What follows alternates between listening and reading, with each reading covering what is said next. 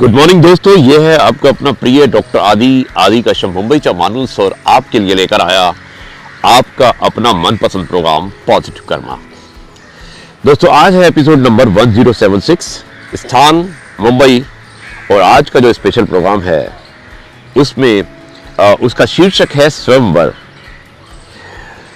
दोस्तों, जो व्यक्ति वस्तुओं से प्रेम करता है धीरे धीरे वो व्यक्ति वस्तुओं की तरह ही हो जाता है।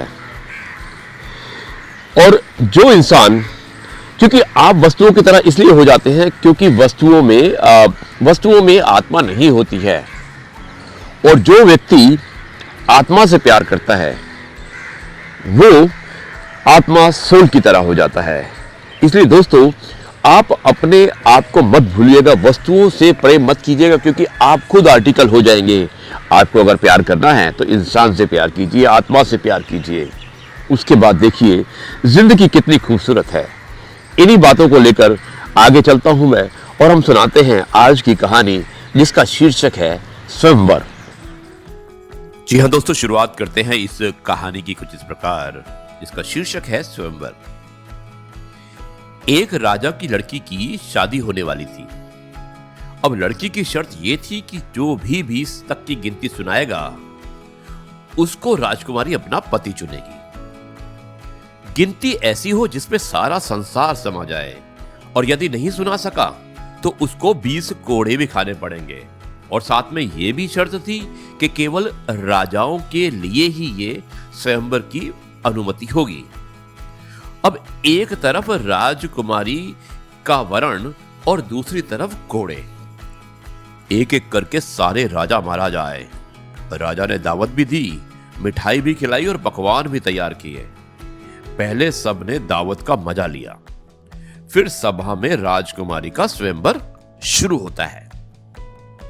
एक से बढ़कर एक राजा महाराजा आते हैं और सभी गिनती सुनाते हैं जो उन्होंने पढ़ी हुई थी, लेकिन कोई भी वो गिनती नहीं सुना सका जिससे कि राजकुमारी संतुष्ट हो सके। अब जो भी आता कोड़े खाकर चला जाता।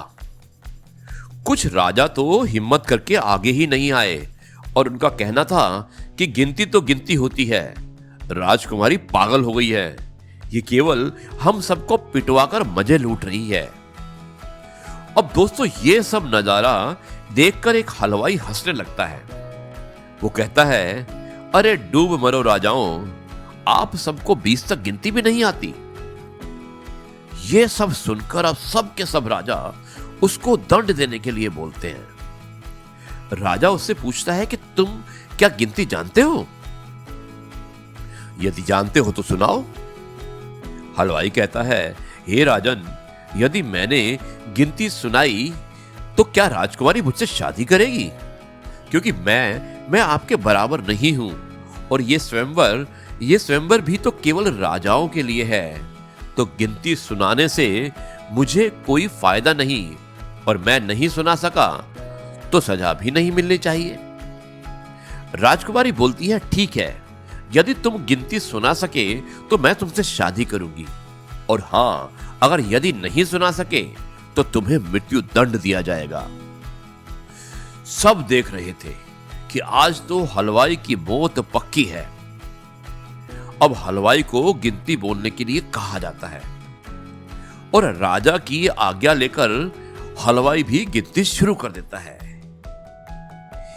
1 भगवान, 2 पक्ष, 3 लोक, 4 युग, 5 पांडव, 6 शास्त्र, 7 वार, 8 खंड, 9 ग्रह, 10 दिशा, 11 रुद्र, 12 महीने, 13 रतन, 14 विद्या, 15 तिथि, 16 श्राद्ध, 17 वनस्पति, 18 पुराण, 19वीं तुम और 20वां मैं। अब सब हक्के बक्के रह जाते हैं कि राजकुमारी हलवाई से शादी कर लेती है। इस गिनती से संसार के सारी वस्तु मौजूद थी। यहां शिक्षित से बड़ा तजुर्बा होता है दोस्तों।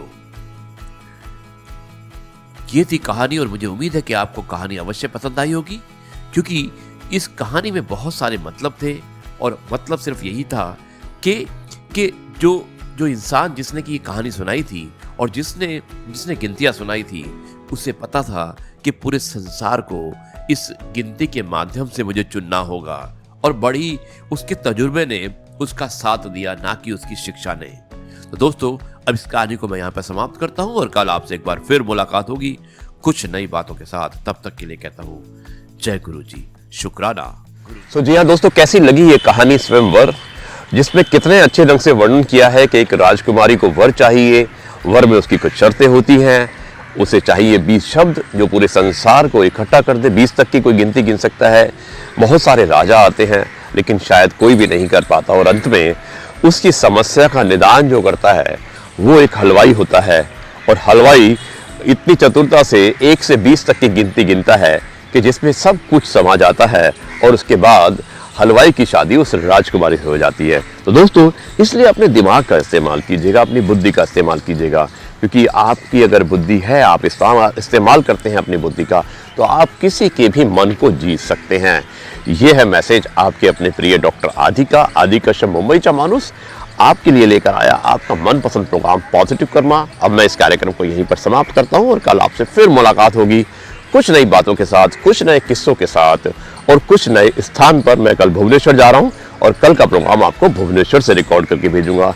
तब तक के लिए कहता हूँ जय गुरु जी, शुक्राना गुरु जी।